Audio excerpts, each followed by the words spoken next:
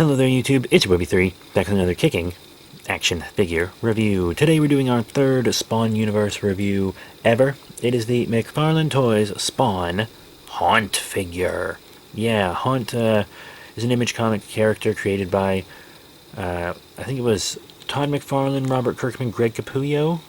Robert Kirkman is the one I always remember, because I've wanted to read this ever since I read Invincible. It was recommended for me after I did, because Kirkman, but also because I'm a huge Venom boy. And this is basically a kind of a Kirkman Venom clone. But, you know, it's a Venom clone blessed by McFarlane, so it's fine. Also, I kind of encourage the existence of Venom clones, because Venom is my favorite comic character of all time. That being said, I don't really see him as a superhero, so he's not my favorite superhero of all time. Just wanted to put that out there. But yeah, Haunt is pretty cool. You see he's got like the red and black. He's actually kind of ectoplasmy. I've read the first 3 volumes, which are all the Kirkman volumes. I haven't finished volume 4 because I read like the first issue and I didn't like it. But I have 4 and 5. So I'll read and review them eventually. I have reviewed 1 through 3, but you can see he's got like the cool kind of goo on the arms and legs, which I think is cool. He's got his little feet, his tiny little feeties. The paint and detail and art are just, they are incredible. They really are. This kind of stands out to this joint. It's all detailed and painted well, but the paint doesn't like jive with a lot of what's going on paint-wise on the torso. But even if it did have like, you know, the white upper half and the black lower half, you'd still have to like constantly turn it so it would match up, you know?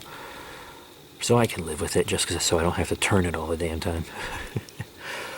The head sculpt is really cool. When I was reading the comic at first, I didn't like the exposed jaw. It reminded me of Rider Man from the Kamen Rider franchise, and I don't really like Rider Man's exposed mouth look. But you know, the more I read the book, it really grew on me, the exposed jaw, because he's got like the monstrous upper half and the lower human half, but also like it's 2 brothers, right? And one of the brothers is dead, and his ghost kind of possesses him and gives him these powers, and the ghost helps him fight, but then the live brother still talks, even when the ghost is in him. So the mouth, you know, in one, it's probably for one reason, to differentiate him from Venom, so Marvel doesn't sue. And so people don't draw the constant comparisons I am, but I'm doing it out of love. I like that he's like Venom. But also, if it's the live brother that's talking, it's the live brother's jaw that's showing, you know? I think that makes a really artistic point in his design. Plus he's got the monster's upper half, so he's got the like monstery teeth on the top. It's really cool. And they drew it in a way that looked good, especially so when the brother had like 5 o'clock shadow a lot. This figure seems to have good shading on the jaw, but I don't believe it's meant to be 5 o'clock shadow. Oh well, though. Doesn't bother me. The brother does kind of, you know, mature a lot emotionally and start shaving and stuff more later in the book. And now let's look at accessories. You know, these McFarlane figures always come with a stand. So here's a Spawn branded stand. This guy's in this. I don't know if he was in the Spawn universe when his comic came out. I want to say no, even though they have very similar concepts. I want to say no because I've read over 3 volumes and I haven't seen a hint of the larger Spawn universe. But he is definitely in the Spawn universe now because he was in King Spawn. Redeemer saved him or something, I don't remember. But yeah, I'll be reviewing some Spawn comics eventually. He also has these 2 hands, this kind of opening hand and this kind of big clawing hand. And then there is kind of a corresponding clawing hand that can go on this side. And then there's like a real wide open hand that can go on this side. I don't really like this real wide open hand. I would have rather had a fist hand. But I think he mostly claws and slashes in the book. So a fist hand, you know, if you're going to make a bunch of hands, fist should maybe be the last on your list. But, you know, I'd still throw one in. And there's also a second stand. Yeah, there's a second stand. It's, you know, kind of a symbiote stand. And he doesn't stand like the best on it. I mean, this figure actually stands well by himself without a stand. But like, if you want him on this stand, you have to point his foot down and like make his toe And then it's this stand is a little difficult, but it looks good. It's just the peg sticks out kind of at an angle, you see? And there's no flat surface for the foot, so that's really awkward. But, and then he has this really cool accessory. Goo! He's got this tendril, you know, you can just wrap it around an arm.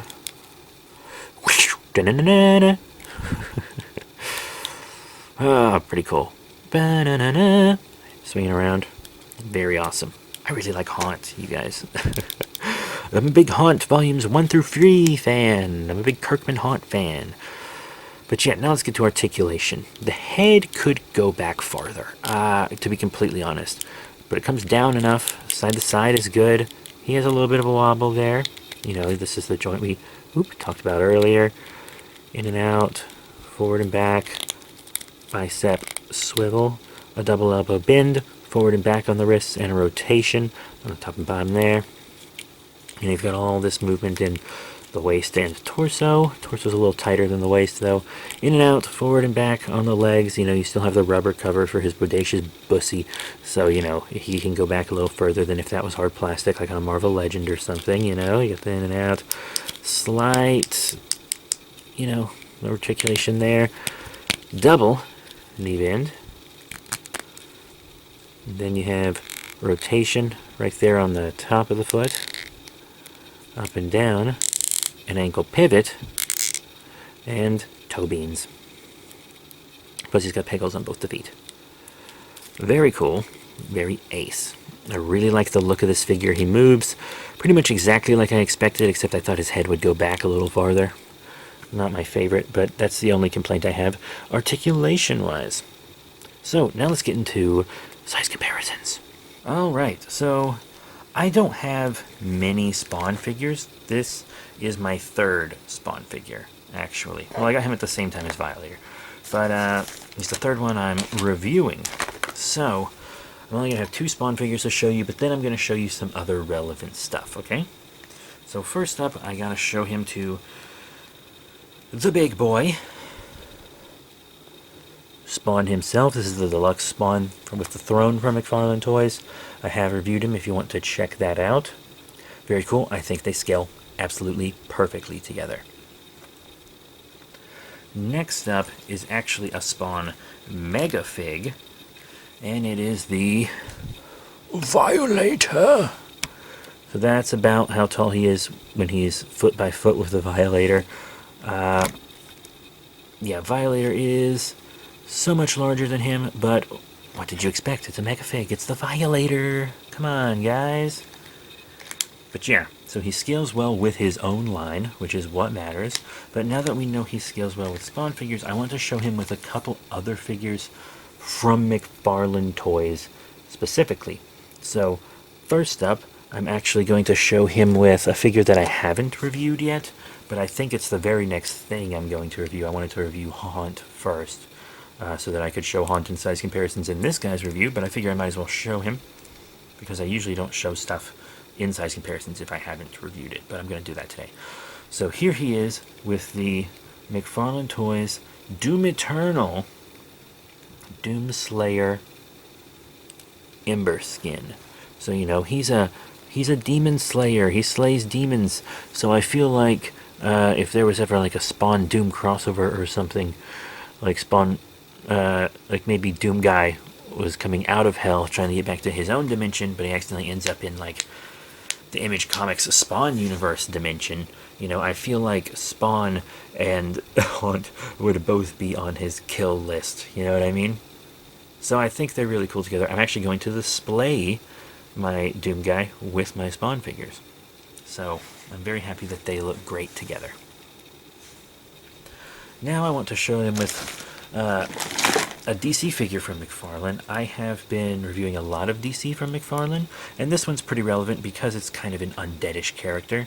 It is the McFarlane Toys DC Multiverse Deathstorm, or if, you know, you want to be correct, Black Lantern Firestorm. I've said this in multiple videos, but this is the figure of him from Blackest Night, and in Blackest Night he's Black Lantern Firestorm. He doesn't take on the name Deathstorm until Brightest Day.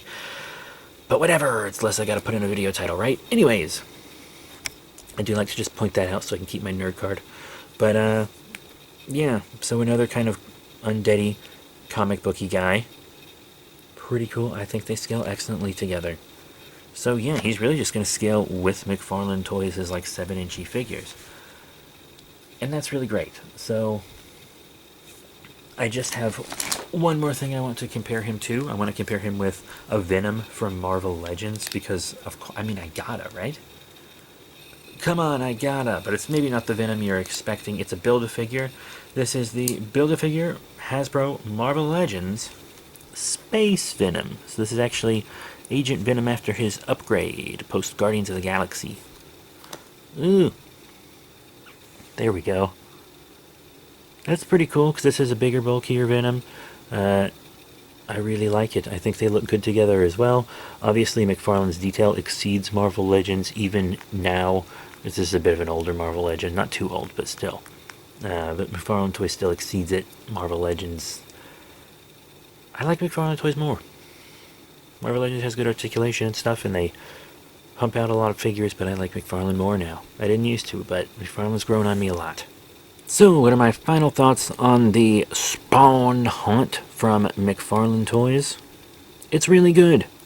It's a good figure. I think he's got good accessories. The second stand is cool. I just wish I didn't have to pose him awkwardly on it. I mean, a master poser could figure it out, but I'm more of a master debater. Anyways, he's really cool. He has good accessories. I wish his head went back farther. That is a little bit of a gripe of mine, but he scales perfectly with the rest of his line and looks great with them detail and paint-wise. I really like this guy, and I really like most of the Haunt comics. So that's it. Thank you all very much for your support. Remember to rate, comment, subscribe. Check out all the cool links in the description below. Facebook, Twitter, etc.